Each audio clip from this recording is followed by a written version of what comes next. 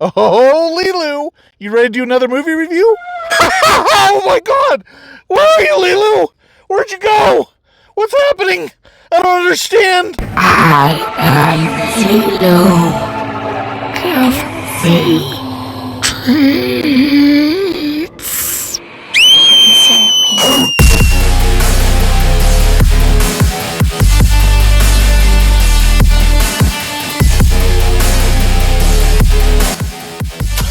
Lilu, you ready? It's that time again.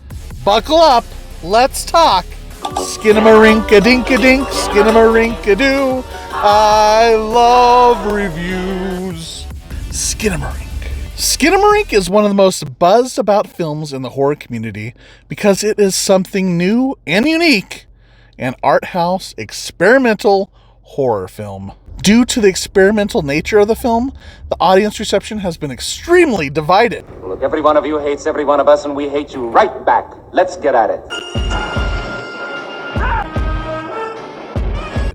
People seem to either be absolutely blown away, claiming it is a terrifying masterpiece, or feel it is so unbearably Boring.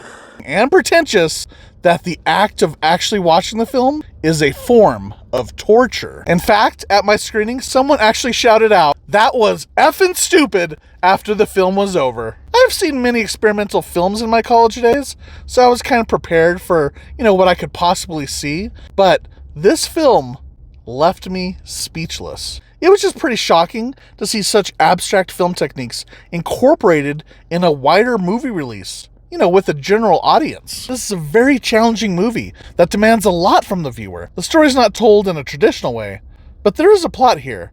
Essentially, two young children wake up in the middle of the night and find their father and the doors and windows of their house have all disappeared.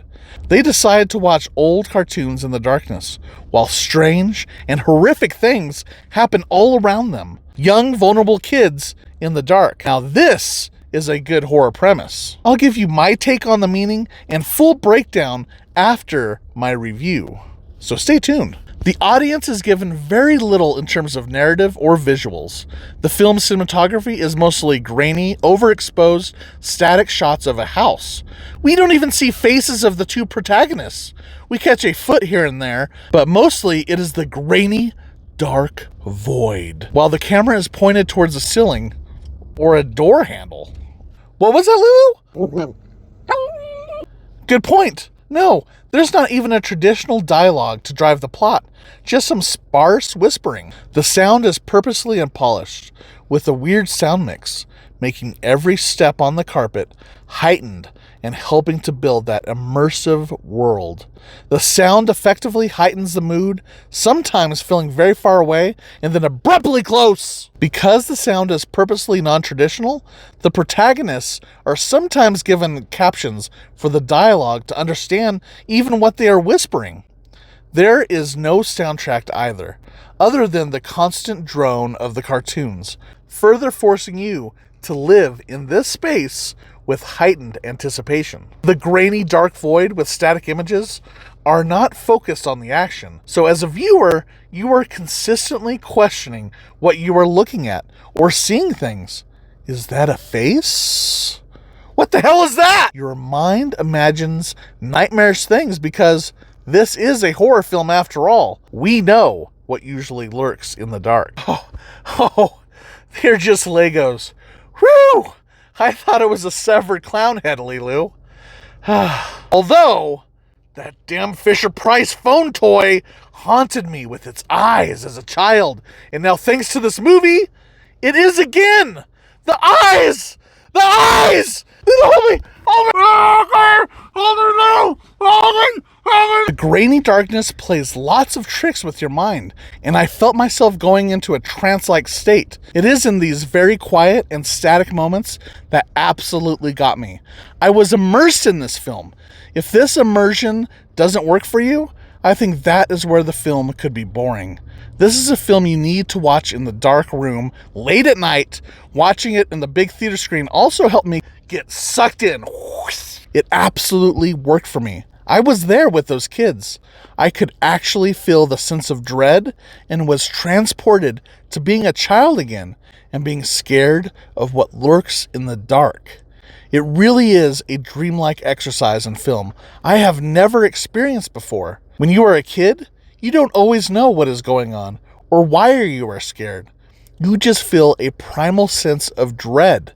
This film captures this feeling better than anything I've ever experienced. It absolutely plays on suggestion and the fear of what we do not know. What is it exactly that's looking out in the dark shadows? For me, it's usually Lilu! Yeah, that's right, you creature of the night, you! I have always been a huge believer in the Jaws formula. It is much more terrifying not seeing the monster. What lurks off screen is usually much more terrifying in your imagination.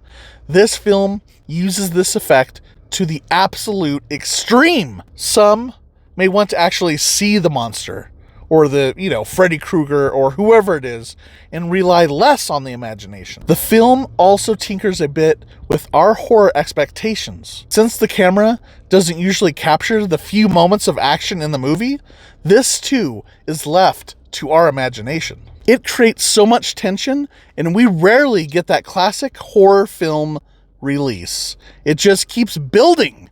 There are quite a few jump scares, which I usually hate in bigger box office films, but here, in this static atmosphere, with very little of anything, it is very effective and very much needed. As much as this film won me over, I can easily see how viewers could hate it because the film is treading in new territory that we aren't accustomed to. I really admire Kyle Edward Ball in trying to create something new. That's hard to do. There are so many movies. My biggest negative is I think the film would benefit from a shorter runtime, as the ending dragged just a tad. But the nightmarish ambiance absolutely grabbed me in such an exciting new way that this film earns a green light. What's that, Lulu? You would give it a red light? You thought it was too slow and experimental? We're usually in complete agreement.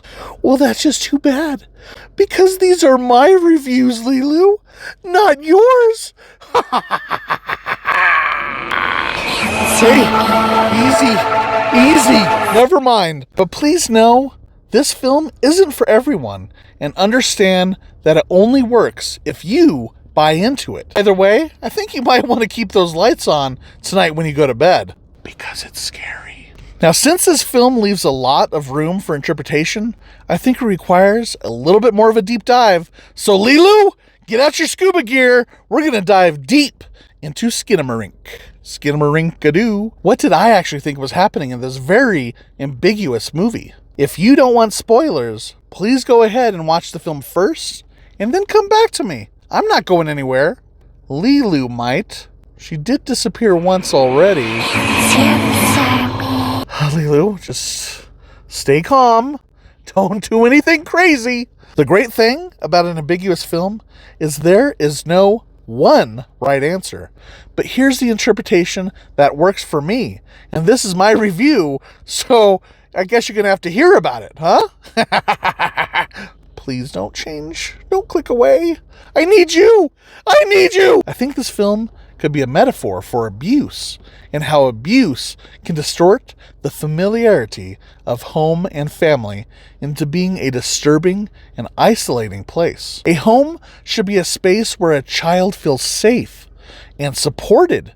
Instead, these children have been left alone and literally trapped in their house with no escape. Their only safe space is in front of the TV together, but they are being called to from the darkness. And I think that this could be a distorted representation of a parent calling for their child with malicious intent.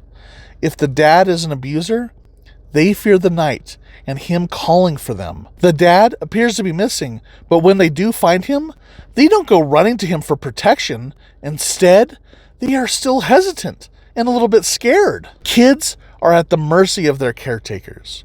When they are absent or violent, their whole world is turned upside down. The house literally turns upside down at one point in this movie. With that kind of abuse, I would expect the child to feel like there's no escape. Hence, the doors and windows to the outside world disappearing in this movie. In a particularly disturbing moment, one child is shown without a mouth or eyes, perhaps indicating that she has been silenced and seen things too traumatic to process or speak of. In another instance, a child is instructed to take a knife to himself, showing the power an abuser has over a child, able to demand absolute obedience even if the child knows they will be hurt. The family photos here are also shown very distorted and almost grotesque. Maybe that's what their childhood memories are, distorted and grotesque, as sad as that may be. The mother seems absent prior to the events of this movie, but we do see one dreamlike moment where she starts to talk about the father almost as if it was a warning. She says, "About your father," and then hears a noise and stops. Makes you wonder what else she was going to say. She also tells the kids she loves them and then disappears into the darkness. And we hear what seems to be the terrifying sounds of bones cracking. Was she abused too? Was she killed? Did they witness her murder? Did she leave? I don't know. And even the kids say, "I don't want to talk about Mom," with eerie implications. At one point, a caption reads, 527 days, and the hallway stretches into infinity, perhaps indicating this one long nightmarish night has been going on for almost 2 years, an eternity for a young child. You see flashes of repetitive blood splattering and a looping cartoon, perhaps indicating an ongoing cycle of endless violence. In one of the few moments of clear dialogue, the father casually says on the phone, the son has fallen down the stairs and hit his head, but he's fine. Sounds like a cover-up from an abuser to me, or at best, a negligent father. Maybe the whole film is a fever dream of a kid with a concussion, but the abuser angle makes the most sense to me. It also makes the film much more horrific and sad, as you feel like you're in the vulnerable place as these kids are beckoned by a monster who might be of their own flesh and blood. The most straightforward interpretation of this film is that this house is possessed and pulled into a demonic dimension. But